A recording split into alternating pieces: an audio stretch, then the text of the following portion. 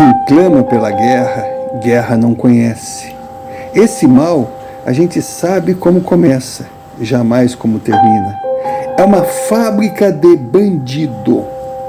No final, diferente do que pensava, não irá comemorar a morte do inimigo, pois terá o tempo tomado para chorar a perda de um ente querido. Hoje o planeta se divide, movido por insanidade fecal, inversão de valores. Todos se acham os mocinhos do lado do bem, não conseguem enxergar que são emissários do mal.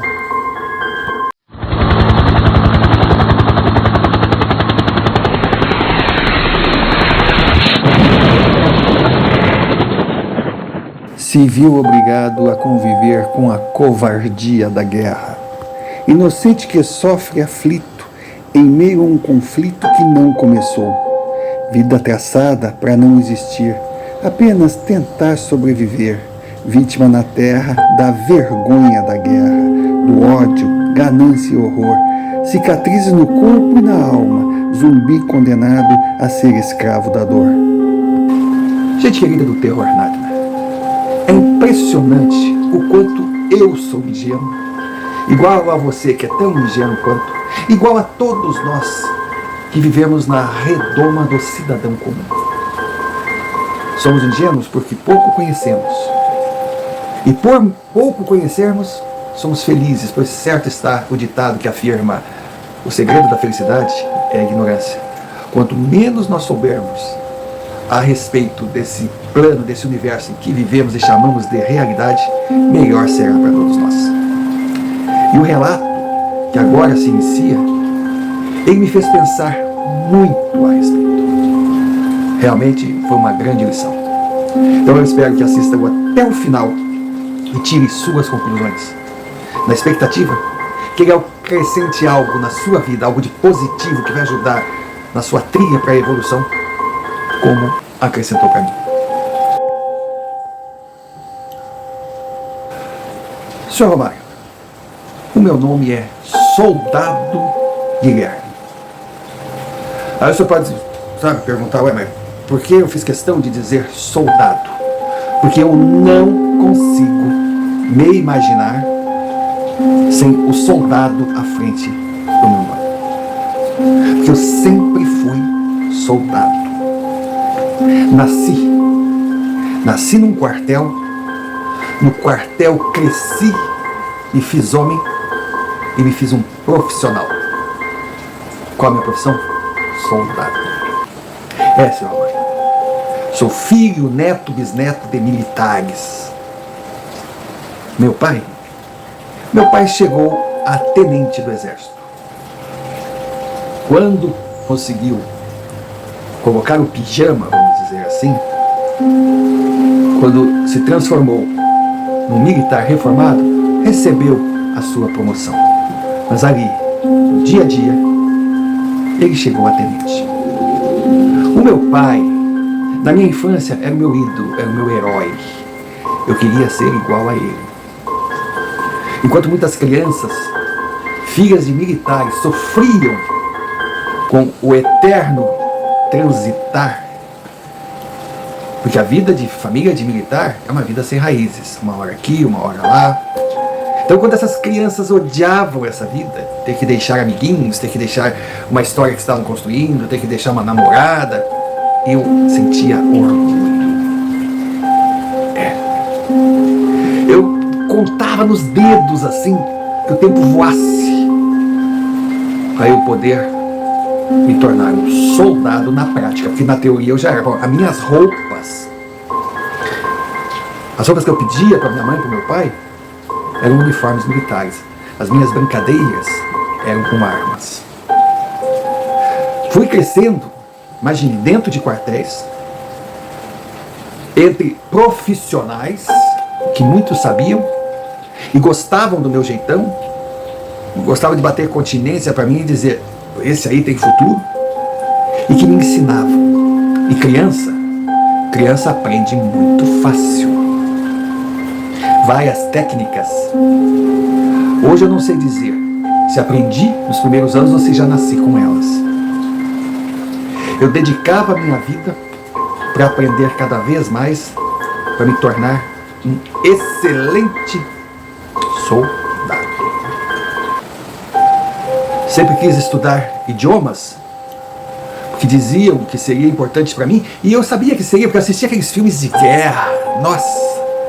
A importância que tinham aqueles na companhia que falavam 2, 3 idiomas, principalmente que falavam fluente o idioma dos inimigos. Até nesse ponto, a minha cabeça girava. E como os filmes que eu assistia na época, os inimigos eram os japoneses e os alemães, então eu queria aprender e aprendi. Eu estudei muito, falando fluente o inglês, o japonês, o alemão e o francês. Eu cresci. Eu cresci indo de quartel em quartel e aprendendo tudo ligado à tática militar e também ao preparo de um soldado, a arte do atirar, da defesa pessoal.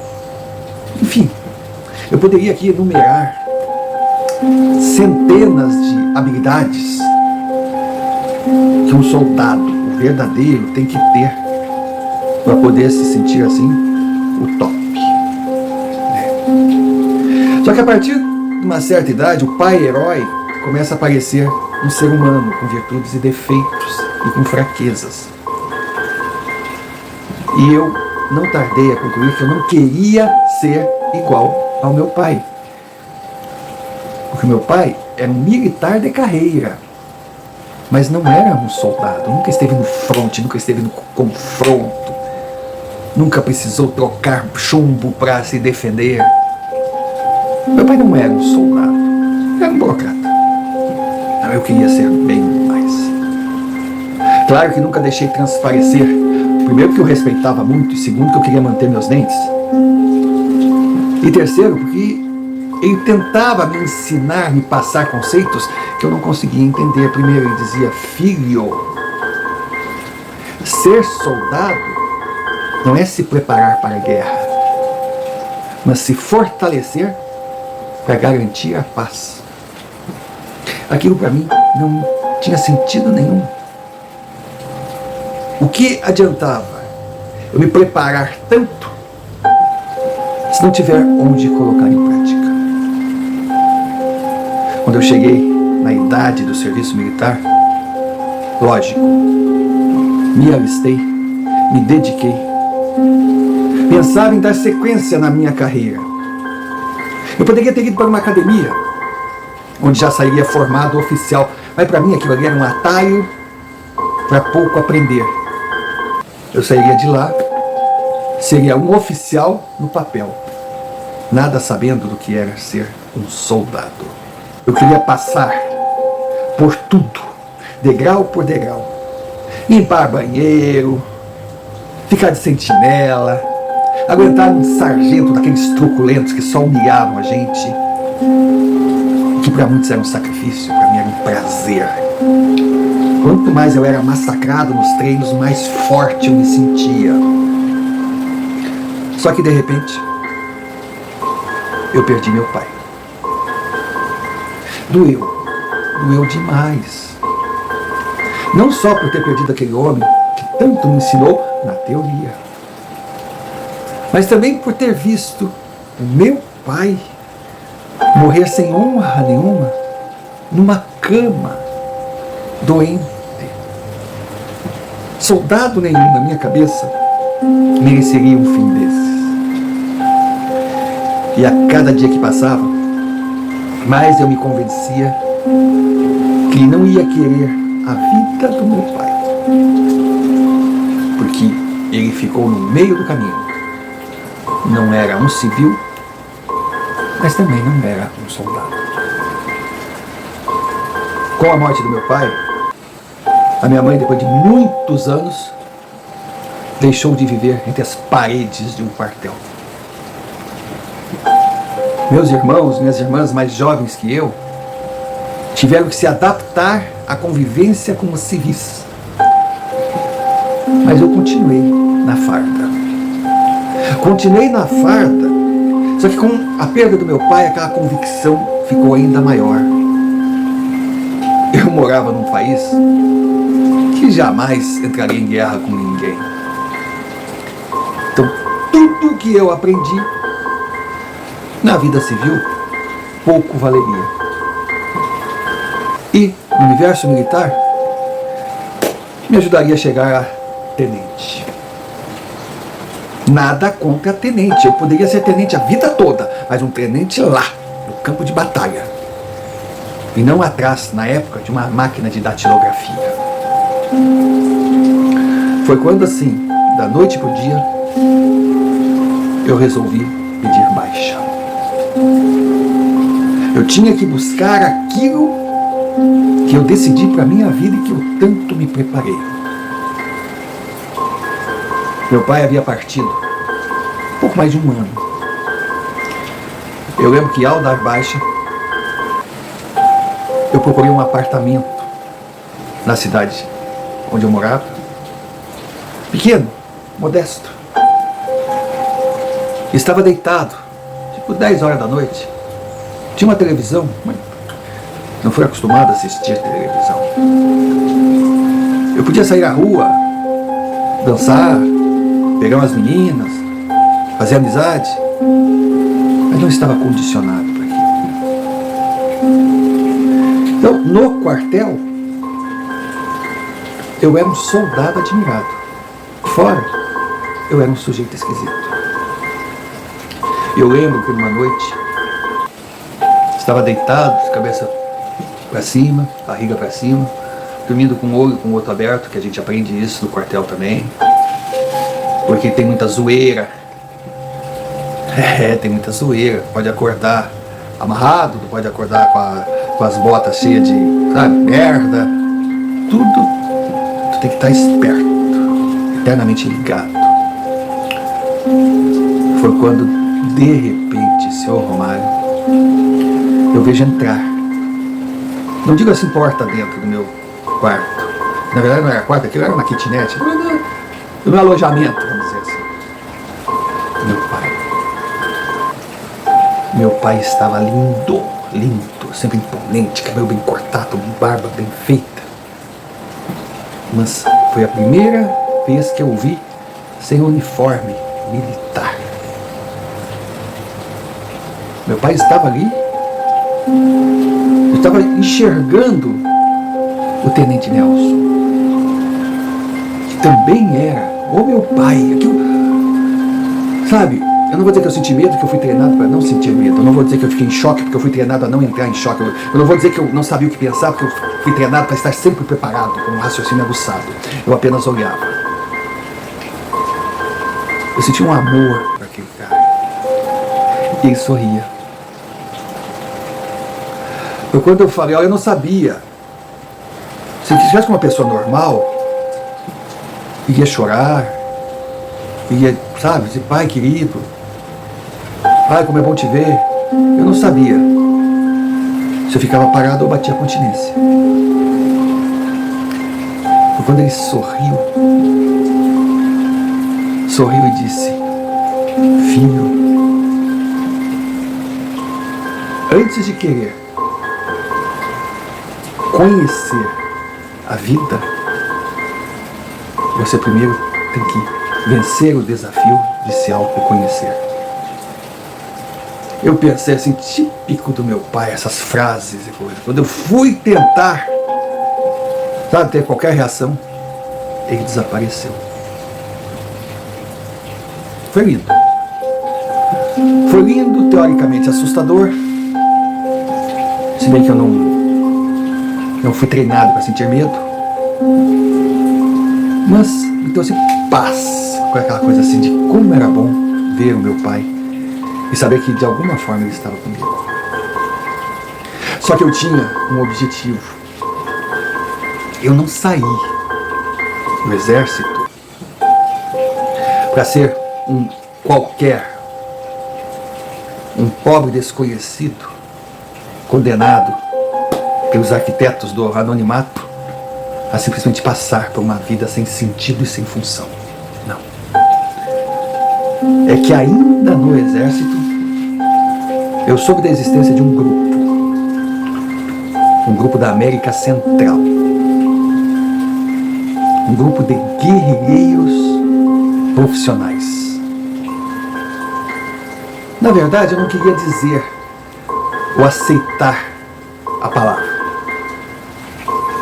Eles eram mercenários, soldados sem causa, que iam para a guerra por dinheiro, e muito dinheiro. Senhor Ramalho, chegar até esse pelotão de iguais a mim virou um objetivo de vida. E não foi difícil, eu tinha meus contatos. E acabei me encontrando com um representante do grupo no Panamá. Peguei algumas economias e voei lá para Terra do Chapéu para conhecer um homem do capacete que poderia trazer objetivo à minha vida. Lógico, eu tinha certeza que com o meu preparo, com tudo aquilo que eu aprendi, eu ia ficar assim deslumbrado.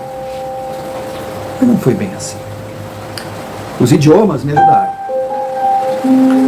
mas a minha formação militar, naquilo que eu fazia, eu era muito bom. Mas tinha muitas outras aptidões que eu precisaria aprender. Digamos que eu fui aprovado, mas ali na tangente. Porte físico ajudou. Eu tenho quase 1,90 m, atleta, em lutas marciais. Sou aquilo que se espera de um bom soldado. No tiro, não sou nenhum sniper, mas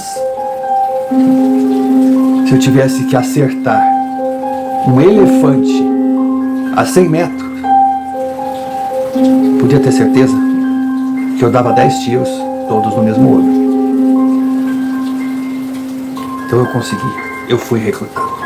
Fui recrutado e fiquei surpreso com a organização, com a estrutura, com aquela empresa funcionando, com muito dinheiro sendo investido e ninguém sabia. Todos ouviam falar, mas eles estavam ali. De repente, o senhor pode ir no supermercado e ter a seu lado comprando laranja, com a criança no colo, com um membro desse grupo. Esse é o Ramalho. Eles pagavam muito bem, davam um treinamento acima de qualquer outro que eu sequer imaginava que pudesse existir. Em 2 anos, sendo preparado por eles, eu aprendi muito mais do que numa vida, recebendo os treinamentos de soldados comuns. E olha que para esse universo eu era acima da média, tanto que fazia parte de um agrupamento que era elite no exército da minha época. Mas eu aprendi táticas de guerrilha, técnicas de sobrevivência. Eu aprendi a pilotar helicópteros, eu aprendi a pilotar tanques de guerra, eu aprendi a saltar de paraquedas, a pilotar algumas aeronaves, alguns modelos. Ou seja, eu tive o preparo de forças armadas, exército, marinha, aeronáutica. Foi um longo preparo. Mas em 2 anos, eu saí para a minha primeira guerra. Eu não vou entrar em detalhes aqui, vou dizer países envolvidos, não vou falar em comandos. Vou até tentar usar uma linguagem não muito profissional, que logo ela seria traduzida, interpretada por outros que por acaso irão assistir esse relato. Mas quando eu embarquei, eu sabia que a minha vida estava mudando. Até aquele momento eu dizia que era para melhor. Dali por diante, eu teria que dar tempo ao tempo para ter certeza do que estava fazendo e se valia a pena.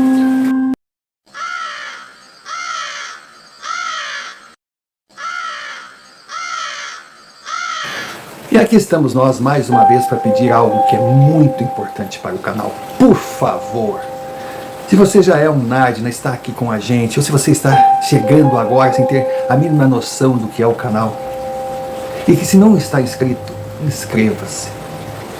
Deixe like, comente. Comentário é fundamental. Registre a presença de vocês. Então, pode ser um oi, pode ser qualquer comentário aleatório. A gente até pede para saber se a pessoa assistiu o vídeo realmente, que comente a vida pronta. Mas registre sua presença aqui. Não esqueça também de hypar. E se achar que a gente merece, envie-nos um Pix. Qualquer valor. Toda ajuda é bem-vinda. O QR Code está na tela, como também a chave do Pix. Você escolhe o caminho. E se fizer parte daquele grupo de pessoas que enviam seus relatos via e-mail, que também está aqui na tela, muito obrigado mesmo. Que são as suas experiências, o combustível que move a engrenagem. Dado o recado, voltemos ao relato. Senhor Romário, voamos, toda a despesa paga. Fomos em 15 para uma cidade grande e populosa, ou para o que sobrou dela. Já estava em ruínas. A guerra era pesada, mas era tudo o que eu procurava. Quando eu cheguei lá, eu vi aquelas explosões, aquela gente, sabe, chegando toda mutilada, saindo para campo de batalha. Eu pensei, nossa, eu estou em casa, aqui eu sou importante, aqui eu faço a diferença. Chegamos, fomos para os alojamentos, que já não eram grande coisa, e ali ficamos, aguardando as ordens. Eu fiquei numa casa com 8 trogloditas, entre eles eu. Então a gente ficava ali. Quando não tinha o que fazer, a gente brigava entre nós mesmos. Ou então, se desse, a gente via alguns filmes com mulher. Nossa, quando eu vi uma mulher, esse é um dos problemas da guerra, né? A gente fica assim. E olha, para homens jovens, toda aquela energia, é triste. Só que na situação que estávamos, a gente não era liberado para sair, para ir em bares, para isso aqui, porque até era meio perigoso. Sabe, aquela situação assim de estar na rua ali, entrar numa boate, qualquer lugar, chegar aquela menina linda para dançar com a gente, abraçar a gente e explodir. Ou aquela criança vir conversar com a gente e de repente, bum! Nós estávamos ali num país em guerra, onde nós éramos os estranhos, nós éramos os inimigos, em todo cuidado era pouco. E tinha também que torcer para que os inimigos não conseguissem chegar até os alojamentos, até o nosso QG, porque senão nós seríamos pegos na cama. Foi uma longa espera. Aí chegou o grande dia, a primeira missão. Aí eu descobri que aqueles 8 ali não eram apenas os companheiros de alojamento. Eles seriam a minha companhia. Nós seríamos a 9ª. E a nossa missão... Bom, gente igual a gente entra nessas guerras para fazer o serviço que é bom que os soldados oficiais não façam. Porque se der qualquer nhaca, pode pegar mal. Então, principalmente assim, situações que envolvessem civis, que envolvessem, digamos assim, crimes maiores, nós seríamos chamados. Eu odiava essa palavra crime. Na guerra não tem crime. Na guerra é ganhar ou ganhar. Então tudo é válido. Ah, tem mulheres, tem crianças, tem isso, tem aquilo. Isso aí faz parte. Vidas se perdem. Todos os lados, independente de idade, cor, sexo. Na minha cabeça era isso. Mas também na minha cabeça, vidas se perdem do outro lado. O meu, eu sou mocinho. Então a nossa missão era algo assim mais investigativo. era entrar num setor da cidade que era desaconselhável para quem não fosse nativo. Porque o serviço de inteligência descobriu que numa determinada rua lá, onde tinha feira, onde tinha bares, onde a população civil circulava, existia um ponto de encontro, uma espécie de bar, que na verdade era QG da resistência dos guerrilheiros. Olha, eu chamando de guerrilheiro. Então a nossa missão era tomar de assalto um posto de observação e mandar todas as informações para o comando, para que eles tomassem a decisão do que fariam com o local e de como fariam. Por ser uma área muito habitada, também não era uma questão assim de chegar jogando bomba em cima de civil. Saímos à noite. E aquilo pra mim, eu via que os outros assim ficavam tudo, sabe? Eu ficava pensando, será que eles estão com medo? Já que eles tiveram a mesma formação que eu, já que eles têm o mesmo espírito que eu e até são mais velhos, já são mais traquejados, porque eu não tô com medo, eu tô empolgado. Aquele silêncio ensurdecedor naquelas ruas mal iluminadas, andando assim, colado nas paredes, com medo de levar um balaço na cara por uma bala achada, porque ali não tinha bala perdida, existiam snipers por tudo quanto é canto. Aquela adrenalina, nossa, passo a passo nós íamos. Foi quando de repente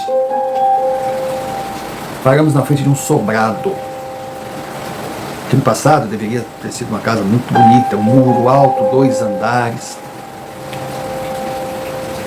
E aí foi considerado o ponto que estávamos procurando. A ordem foi invadir. Aí entramos, cada um seguindo o seu ponto, 2 aqui, 2 lá, um no meio, observando tudo, para não ser pego de surpresa por algum sentinela, alguém esperando. Mas entramos no pátio, tudo em silêncio, fomos. A porta não foi difícil de abrir, porque aquilo não existia mais chave, não existia nada. Fomos entrando cômodo por cômodo, livre, ok, vai, tá, e vai. Até que chegamos num quarto, tinha um casal dormindo. Quando eles tentaram reagir assustados, nós chegamos, sabe, tipo falando baixo, tínhamos um tradutor. Porque, por incrível que pareça, aquele idioma eu não entendia nada. Mas ele logo disse, fiquem tranquilos, não vai acontecer nada com vocês. Aí fomos em outros quartos. Bom, resumindo, dentro daquele casarão tinham 2 casais jovens, uma senhora idosa e 5 crianças. Aí foi pedido para eles que fizesse silêncio, e se eles cooperassem, não seriam amarrados, não seriam maltratados, ficariam guardados num quarto separado ali, um sentinela sempre presente, mas que receberiam alimento e nada sofreriam. E eles acabaram aceitando, porque viram, principalmente os homens que estavam com suas famílias ali, não tem muito o que fazer, então aceitaram, foram colocados com todo o respeito. As mulheres até eram bonitas, mas a ordem era ignorar, porque nós estávamos ali apenas para fazer um trabalho investigativo. E aí, sentinelas postadas no alto do ponto de observação. Tinha o rádio comunicador, tinha o sniper na janela, olhando pelo seu binóculo tudo o que acontecia. Então a ordem era ficar ali, colher informações e transmiti-las de tempos em tempos. Eu não vou entrar em detalhe, comando Delta, comando Alfa, estamos no 172, lado B, sabe, à frente do indivíduo, sabe, automóvel se movimentando, vamos fazer assim, tá? Eu estou tentando falar da forma mais leiga possível, mas nós ficávamos ali. Então, a movimentação vista do alto, era aquilo que falavam mesmo. Eu fiquei de sentinela no terraço, encarei uma noite, um frio do caramba, lá em cima, olha. Mas o que eu via na movimentação, tudo indicava. Chegava carro, saía carro. Chegavam homens, saíam homens. Durante o dia feira ali, a vida continuava. As pessoas tinham que comprar comida, tinham que sair para trabalhar. Porque na guerra, numa cidade, a vida continua. Você não sabe se vai chegar no final do dia, você não sabe se vai explodir uma bomba na sua cabeça, mas você tem que continuar vivendo, tem que comer, tem que estudar, enfim. Tudo de improviso, tudo muito triste, mas a vida continua. E as informações eram passadas detalhadamente. Só que de repente veio uma informação do lado de lá, que existia uma movimentação que indicava que nós seríamos atacados. E a ordem era de retirada. Sabe, seu Romário, eu estava muito puto. Porra, me preparei tanto para chegar aqui, invadir casa de civil, cantar choro de criança, fralda, ficar pendurado numa cobertura, passando frio, sem dar um tiro, mas parecendo tiazinha em chazinho de fim de tarde, cuidando da vizinhança para poder fofocar.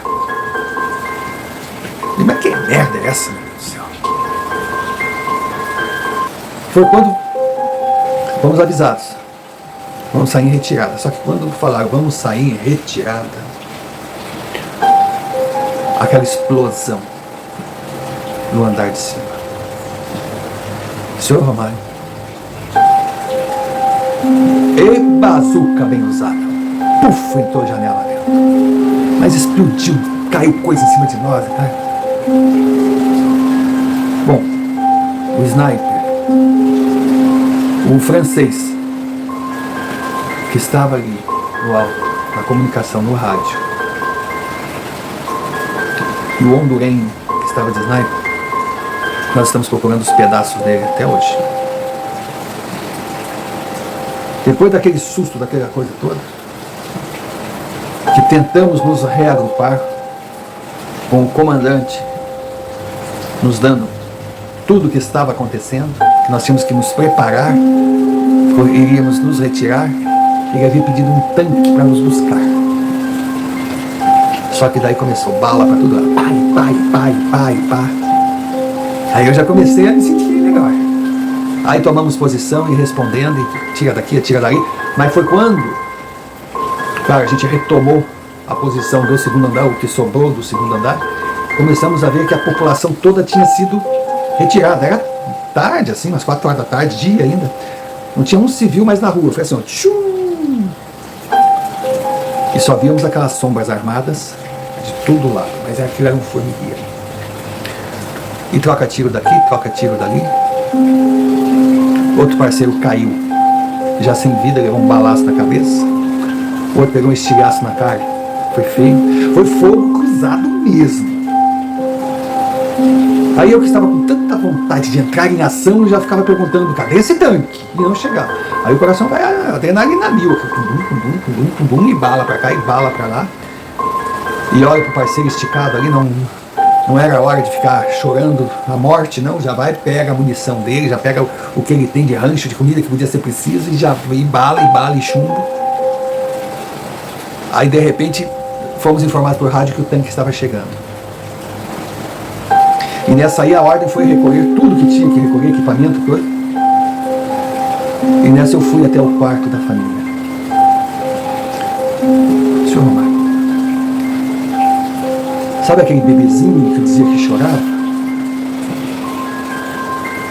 Estava no colo da mãe, no chão, os dois sem vida. Outros estavam machucados. E os que estavam mais compostos, vamos dizer assim, choravam desesperados. Quando eu vi aquela cena daquele bebê no colo da mãe, a mãe em posição de proteger o filho, os dois sem vida, quando eu vi as feridas dos que estavam deitados, assim, muito machucados, me veio uma lembrança da minha mãe comigo no colo. No dia que eu, brincando de guerra, caí de uma árvore e machuquei meu joelho. Quando eu olhei aquilo, eu me senti assim, sabe, tão pequeno. E de repente me aparece o meu pai. De novo eu. Eu meio que olhei para ele assim, parecia que eu estava envergonhado. Ele simplesmente disse: é, meu filho, você foi treinado para obedecer ordens, mas infelizmente não teve a inteligência de escolher os comandantes certos. Senhor Romário, ali meio aquele choro, e eu não estava sozinho, tinha um parceiro do lado ali que estava procurando, até mesmo tentando proteger a família, se bem que a gente tinha que se cuidar porque a revolta dos que estavam ali era tão grande que se a gente bobeasse eles iam de unha em cima de nós. É que eu percebi que sim, meu pai aparecia para mim ali, mas ele não falava. Era aquela coisa assim de transmitir por pensamento. Eu fiquei meio zonzo, porque de repente anda Brasil, anda Brasil, anda Brasil. Aí quando eu voltei, meu pai havia desaparecido. Infelizmente, os mortos e feridos continuavam, mas eu saí, catei tudo, voltei ao normal, se é que existe normal.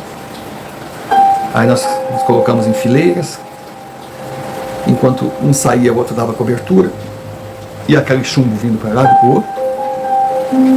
Eu fui um dos últimos a seguir, entrei no tanque. Quando entrei no tanque, a porta fechou. Quando a porta fechou, saímos andando, só via as balas, pim, pim, pim, na fuselagem. Foi quando eu estava com um parceiro no meio, que eram dois bancos, são dois bancos, assim, com um corredorzinho, tudo muito apertado. Ele foi jogado ali, com as pernas retiradas, com a cara, gemendo, apesar da morfina, ele sentia dor pra caramba. Aí eu olhava para aquele homem, baixei a cabeça, assim, botei a cabeça. Aí pensei, foi para isso que eu treinei?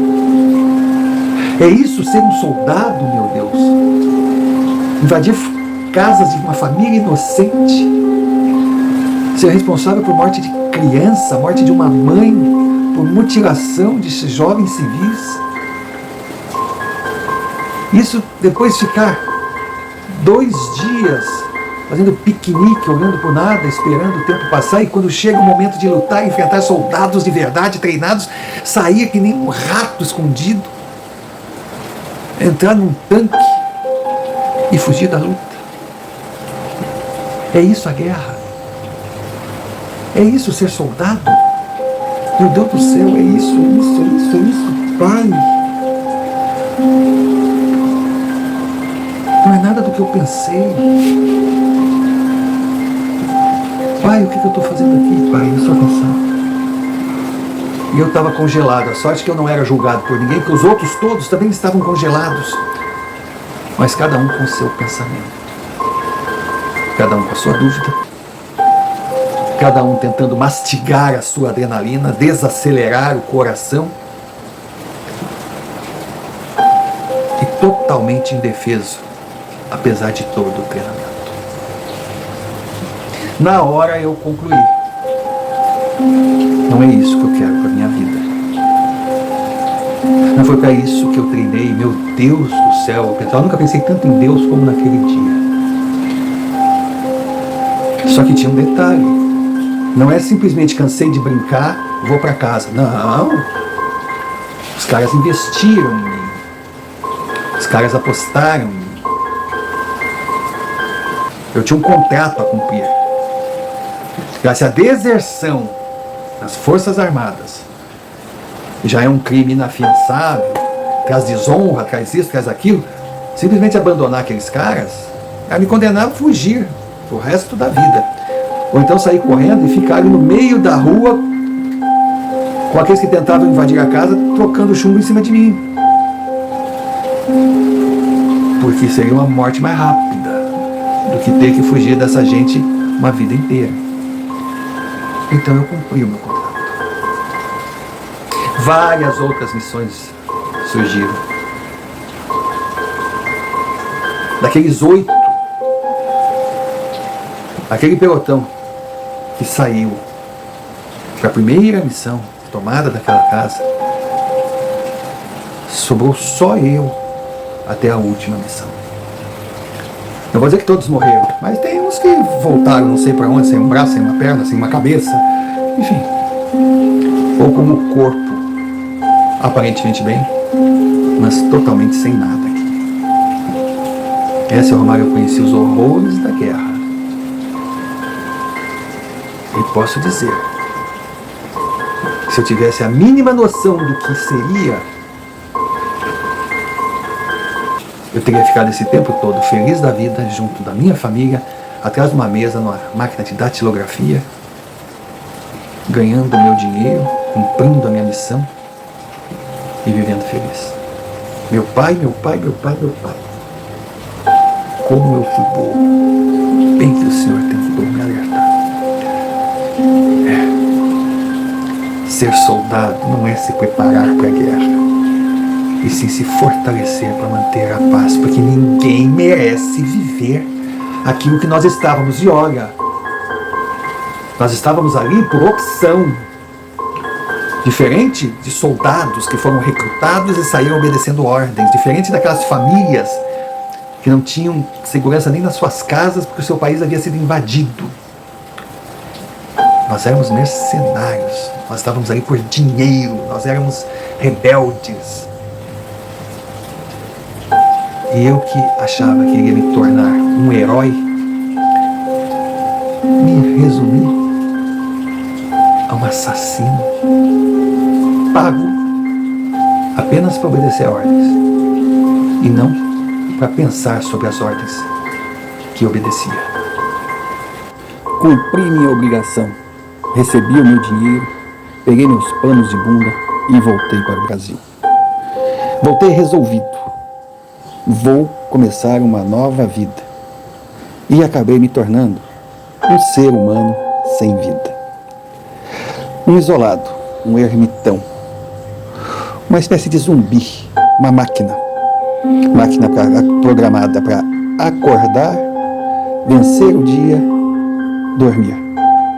Só. Porque além de todo aquele horror que eu trouxe, principalmente na cena que eu vi na minha primeira missão, eu era uma pessoa que carregava uma frustração. Não sabia identificar qual era, mas ela me consumia. Era algo que ia além da minha compreensão e, principalmente, apesar de todo o meu treinamento, estava acima da minha capacidade de conviver. Essa é uma. Eu passei a ter, a cada minuto da minha vida, o fantasma do meu pai, que não era uma figura ameaçadora, mas era uma espécie de juiz implacável que me jogara na cara tudo que eu fiz e tudo que eu me tornei. E como agravante, tinha aquele sentimento de vazio que eu precisava saber o que era, pois se não conseguisse, eu ia apenas vegetar até a hora de cumprir a minha missão final nessa terra e partir para outras batalhas.